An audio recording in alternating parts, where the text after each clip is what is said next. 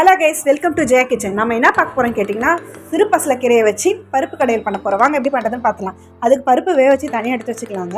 இப்போ சிறு பசலைக்கீரையை அலசி இந்த மாதிரி உள்ளே சேர்த்துடலாம்.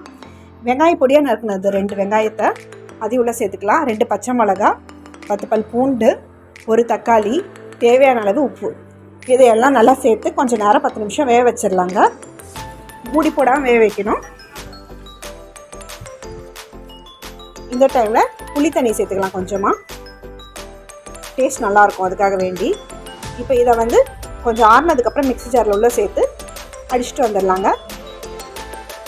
வலுவலுன்னு இருக்குங்க சிறு பசலைக்கீரை. இப்போ இதில் நல்லெண்ணெய் ஊற்றி 1 ஸ்பூன் கடுகு, 1 ஸ்பூன் ஜீரகம், 2 காஞ்ச மிளகா, கொஞ்சமாக பெருங்காயத்தூள் சேர்த்து இந்த தாளிப்பை உள்ளே சேர்த்துக்கலாங்க. பாருங்கள், சிறு பசலை அவ்வளோதாங்க, சிறு பசலைக்கீரை ரெடி ஆயிடுச்சு. மறக்காமல் லைக் அண்ட் சப்ஸ்கிரைப் பண்ணிவிடுங்க. இதை ட்ரை பண்ணி பாருங்கள், ரொம்ப மருத்துவ குணம் வாய்ந்தது.